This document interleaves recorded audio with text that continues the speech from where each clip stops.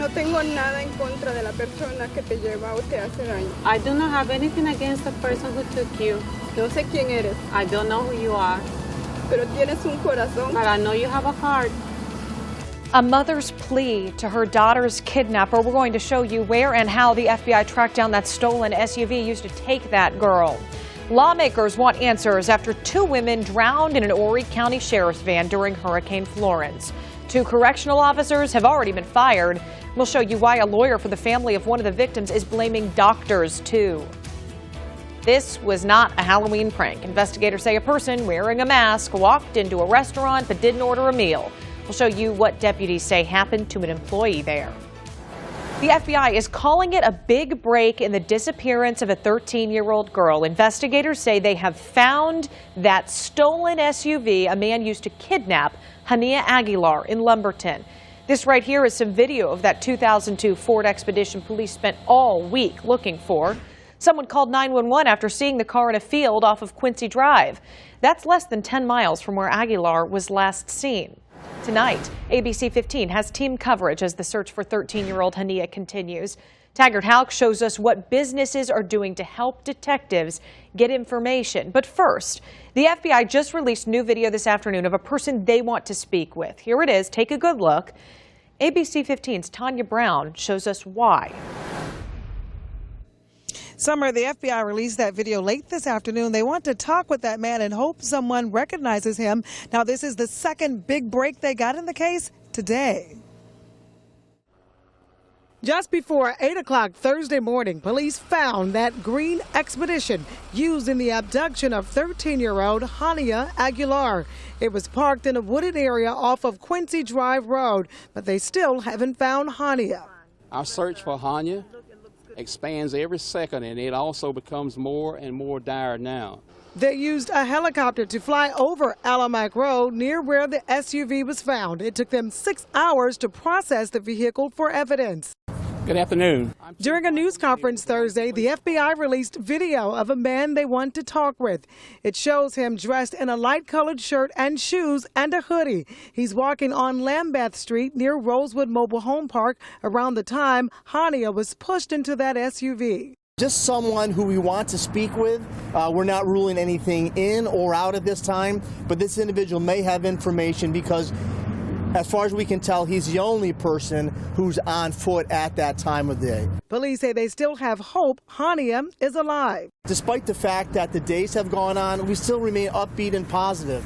Hania's mother is praying for another big break that could lead to her daughter. She spoke Wednesday night during a prayer vigil for Hania. She spoke to the man who took her daughter by way of a translator. God, I know you will let my child come back to me. Hazlo. Please do it. Dios perdona a todos. God forgives everyone. The FBI plans to release that 911 call later this evening about the SUV being found. Now, as I said earlier, it was found here off of Alamac Road and Quincy Drive Road here in South Lumberton.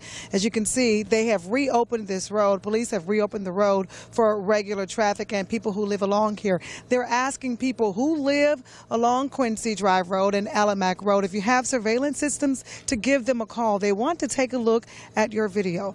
Live in South Lumberton, Tanya Brown, ABC 15 News.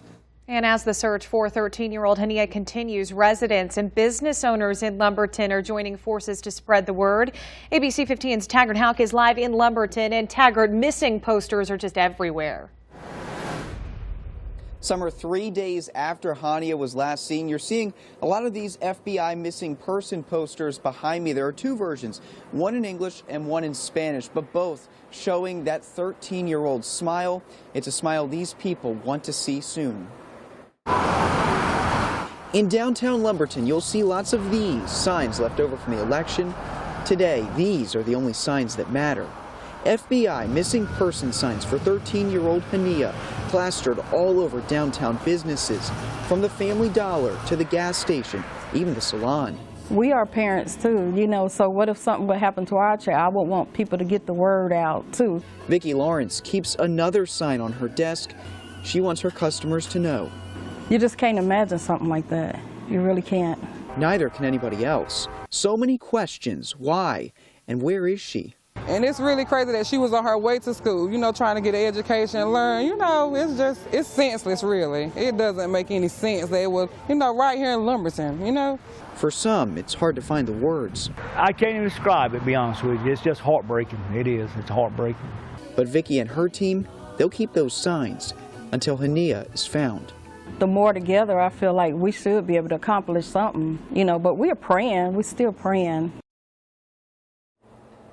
This gas station is really only down about a half mile from where she lives. We've been talking to people here throughout the day. If you ask anyone who comes here, they'll tell you they've heard about this. Live in Lumberton, Taggart Houck, ABC 15 News. Taggart, thank you very much. Now, the FBI reward is up to $15,000 for information leading to Hania's return. New at 6, take a look at some surveillance video. Investigators say someone wearing a Michael Myers Halloween mask walked into a Florence County Bojangles restaurant and demanded money. That person is seen pointing a gun at employees. Detectives say this happened on October 23rd. That was a Tuesday night. The masked person pulls one of the employees over to a cash register and puts money in a bag. Witnesses say the person took off in a white car going east on Palmetto Street. If you've got any information, please do call the Florence County Sheriff's Office. The Federal Aviation Administration is granting millions of dollars to the Horry County Department of Airports to repair the taxiway at the Myrtle Beach International Airport. The county will get more than $25 million for the first phase of the major rehabilitation project. Phase 1 will start in December. It'll include repaving the taxiway, improving drainage, new lights, and guiding signs. The Director of Air Service and Business Development says the work shouldn't interrupt travel at all. Work will take place at night and in the day. The nighttime work, that's when we have to close the runway, and we're doing that after the last flight and before the first flight starts in the morning, so we will try not to disrupt any flight operations. The Director of Airports says the work will keep the airport in compliance with FAA standards. Phase 1 is expected to take about a year. The aviation industry is turning to talent in Myrtle Beach to fill high-demand jobs. The Pittsburgh Institute of Aeronautics held a career fair at its Myrtle Beach campus today. One employer says as more mechanics retire, there's a need to fill those positions. The industry itself has grown considerably over time. Between the manned aircraft and the unmanned aircraft, there's quite a bit of demand going on. Pay is great, and there's always some lateral movement that you can get into as you further your career. The average pay for an aviation mechanic is more than $61,000. Boeing says in the next 10 years it needs workers to do $4 billion worth of retrofitting to more than 9,000 aircraft. Well, lots of clouds around today, but not a whole lot of rainfall. In fact, right now, most of the area is rain-free. We do have some light to occasionally moderate showers scattered through Williamsburg and Georgetown counties. That activity is heading to the north and east and will move through the rest of Georgetown and Horry counties as we head through the next hour or two. Meanwhile, west of this area, there are still some pockets of mainly light to moderate rainfall. That rainfall is scattered, and that will move through the area as we head through the overnight hours, but certainly nothing at all like we had last night with the widespread and even heavy at times when it came to the rain. Here's your forecast through the evening. That is some rain and a little bit of drizzle. Temperatures falling into the low 60s by 9. By 11 o'clock, we're in the upper 50s to around 60. Overnight, it will be cool, low to mid 50s inland, mid to upper 50s along the coast. A chance for some light rain and some drizzle as we head through the overnight hours. It'll warm up some tomorrow, but notice that cold air over the northern plains. Our first shot of chillier air will be arriving as we head through the weekend. Yes, that does dry us out and obviously cool us down. I'll show you just how cool it's going to be coming up. Well, you may notice a different kind of airplane in the sky this weekend. ABC 15's Sydney Glenn takes us back in time to World War II. Today, she took a flight in a B-17 bomber. Sydney. It's like a time capsule. Instantly, when you walk onto this airplane, you start to imagine what it must have been like for those 17 or 18-year-old men leaving their home, heading into combat. And it's the history that keeps pilot James Lang coming back for more, because when he gets in this seat, he can picture the men shooting, the harsh conditions they endured, and the women who built the airplanes. But it's about so much more than just the history or picturing the brave heroes. It's the stories and the people that mean the most. I've witnessed personally guys come out to the airplane almost reverential and touch it, and they go to another place. And they start talking, and the tears come. Veterans who flew on bombers just like this one instantly go back in time. Lang said you often hear families say, wow, I've never even heard him talk about it. For about 20 years now, volunteers have been flying this aircraft all across the country, doing tours, taking people up, but mostly hearing from the heroes who made sure that we could be here today. Live in Myrtle Beach, Sydney Glenn, ABC 15 News. Very cool story. Thank you, Sydney. This weekend, veterans and all active duty military and children under 8 can tour the B-17 bomber for free. $10 for adults. And if you'd like to book a flight, we've got all that information for you on WPDE.com. When is the last time you walked barefoot in the grass? Well, some studies show the practice of earthing, spending time connecting to the earth barefoot, can have a positive impact on your health. There's something very real about getting barefoot and getting reconnected to Mother Nature and getting reconnected to Mother Earth. That man says he's been going barefoot for more than 6 years. In a special report, we explore the possible benefits of going barefoot. Hear what one doctor says you should consider, though, before trying it. That's in a story you'll see tonight on ABC 15 News at 11. 2 women are dead and 2 correctional officers are out of their jobs. But the state still has answers after a sheriff's van drove through floodwaters from Hurricane Florence. We'll show you why a lawyer is also blaming doctors and a judge. A coffee shop is serving up more than a fresh cup. It's giving back to the community. We're going to show you what the 3 C's stand for in C3 Coffee. Well, lawmakers want some answers after 2 correctional officers with the Horry County Sheriff's Department drove into floodwaters after Hurricane Florence. 2 mental health patients drowned that day. Investigators say Stephen Flood and Joshua Bishop tried to get the women out but couldn't. The correctional officers were rescued from the top of the van and later fired from the department.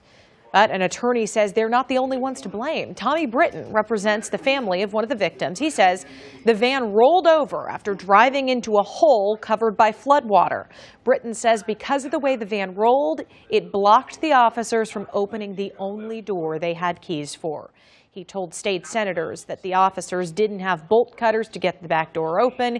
He's also blaming doctors and a judge. Britton says Wendy Newton was seeking medicine for anxiety, and doctors at the hospital she visited never should have committed her. He says a judge shouldn't have agreed to move her when the county was dealing with flooding. The chief for the State Law Enforcement Division told a state Senate panel today that he can't give details on what was discussed between deputies and the National Guard troops the day of the women's drowning. Chief Mark Keel says his agents are still reviewing their final report. Hurricane Florence survivors can still get legal help for free if they live in Horry, Florence, Dillon, Darlington, Marion, Marlborough, or Georgetown counties. The number to call is on your screen right here and on WPDE.com. Hotline is free and open from 9 a.m. to 5 p.m. on weekdays. You can also send an email to disasterinfo@scbar.org. Last day to register with FEMA is December 5th. In tonight's Carolina Spotlight, neighbors helping neighbors. You know, we heard and saw a lot of that during and after Hurricane Florence. Employees at a coffee shop in Conway did what they could to help. C3 Coffee donated 2 months of its profits and tips in September and October to those in need. The 3 C's stand for coffee, community, and Conway. The general manager says they put an emphasis on community, especially when they know a large number of people are hurting. We were able to not only give our finances, but also go out physically and help our management team, our baristas, be in people's houses, mucking them out, helping the deconstruction and restructuring process for them. But all that's birthed out of the idea that we just want to drink coffee and do something. C3 Coffee Shop partners with Rock Church. If you need any help, you can go to Rock Church's app to let them know. Well, we got a couple of cold fronts headed our way. Each one will bring colder air. I'll show you when they both arrive after the break.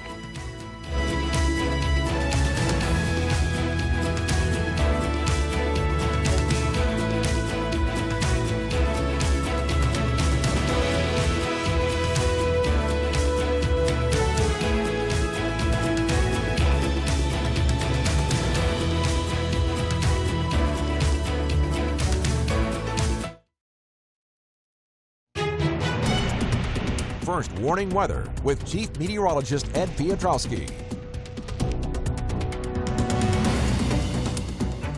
All right, welcome back, everyone. We've got a few showers out there right now. More scattered showers all the way back into Georgia, and that activity will work its way through the area tonight.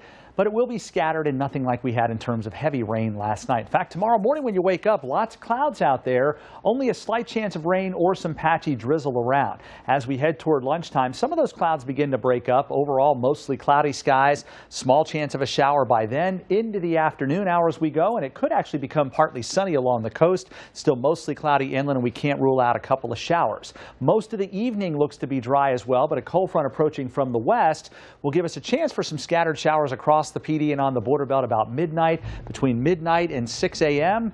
front moves through the area with a chance for a few showers. Then it moves off the coast so that by Saturday at 7 a.m. just a few lingering clouds near the coast. Otherwise mostly sunny skies. Now highs tomorrow, given the fact that we're not going to have a whole lot of rainfall, mid to upper 60s west of I-95, near 70 in Florence, and even along the Grand Strand as well. If we happen to get a little more rainfall tomorrow, which we don't see happening right now, that would kind of lock the cooler air in place and we won't realize these numbers. Right now, we're going to be optimistic with lower chances of rain and warmer temperature readings. Enjoy it because it will cool down as we head through the weekend.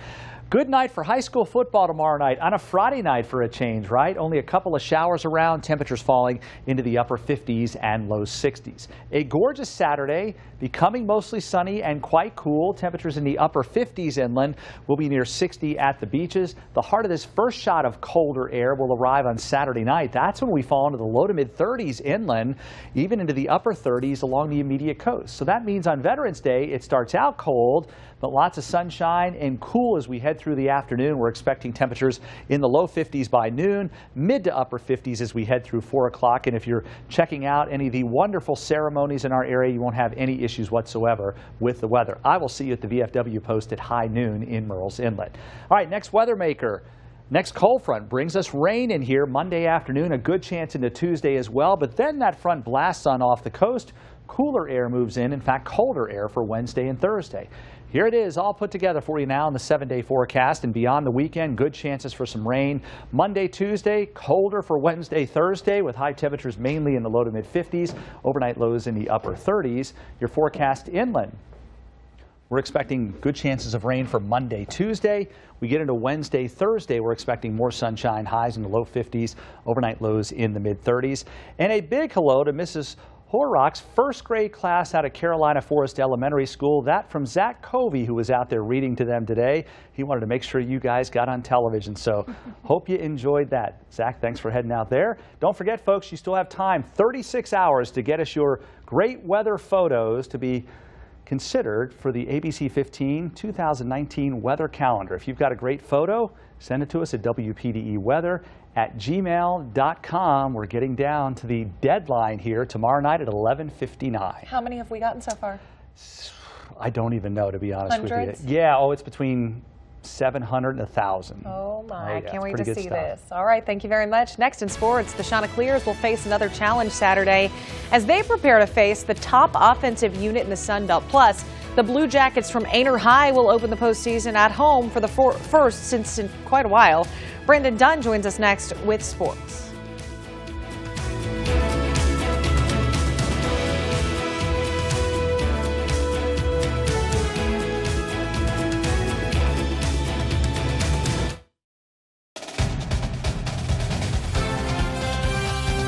ABC 15 Sports with Sports Director Brandon Dunn. Hi, folks. Good evening. When you drive through Ainer tomorrow night, you might find a ghost town. Good chance every restaurant, store, gas station will be empty as the entire town packs the stands for the first home playoff game in quite some time. The Jackets back in the postseason with Battery Creek scheduled to arrive in town tomorrow night. It's been a long time since Ainer High School's earned a 2 seed and to earn a home playoff game. So we are really excited about it, but I think the most important thing is staying focused on what got us here. I told our guys, we can't start thinking about the bright lights on a home playoff game. We got to just keep doing what we do, keep being, have a great attention to detail, and we'll be fine. Ainer, one of 5 local teams in Class 3A in the playoffs. Dillon will host Ridgeland Hardyville, the first step in the Cats' quest for yet another state title. Laura's on the road at Wade Hampton. May River will entertain Terrell Fleming and the Panthers from Lake City. Georgetown heading to Gilbert. Winner will face the winner of that Lake City May River matchup. All games scheduled to begin at 7:30. Highlight scores tomorrow night, 11:20 on the End Zone. A pair of all zoners are scheduled to return to the Grand Strand this weekend. Former Marlboro County standout Raheem Bigham and Carolina Forest standout Jeff Mario Brown will arrive with the rest of the Arkansas State football team. The two scheduled to take on Coastal Carolina in a crucial matchup for both teams. Brown and Bingham played at Hutchinson Community College prior to signing with Arkansas State. The two will find a Coastal team eager to reach their 6th win, which of course would put them in line to play postseason football. However, to do that, they'll have to beat a team that ranks at or near the top in every offensive category in the Sun Belt Conference. From our perspective, we're well aware of the score a year ago. We're well aware of how good they are, but we're also aware of what we're capable of. The Tigers head to BC tomorrow with a chance to lock down their 4th consecutive division title. By doing so, Clemson will secure another spot in the ACC championship December 1st. It's remarkable what this program has been able to accomplish over the past 6 to 10 years. They stand 1 win away from bringing home more bling to add to the trophy case. You work all year to get to this point, and now you're 4 quarters away from achieving one of our main goals each and every year. So really proud of our team for putting themselves in this position. Now we go from football to football. The Coastal men grab a 2-1 win over Howard today in the opener of the Sun Belt Conference tournament. The Shots move into the tournament semifinals where they'll face top seeded Georgia State tomorrow, 4 o'clock start. A win would vault them into the tournament championship Sunday. And the reigning Miss Hoop Zone, Alexis Tomlin, and the Wofford ladies have made their way to Little John to take on Clemson. Tomlin played 12 minutes in the season opener, recorded 4 boards, 1 block, 2 steals in the win over Georgia Southern. Tip time 7 o'clock. We'll have highlights for you at 11. So yes, basketball is in full swing. Good deal. Along with that football thing. Along with that. All right, folks, we'll see you right back here in 30 minutes for ABC 15 News at 7.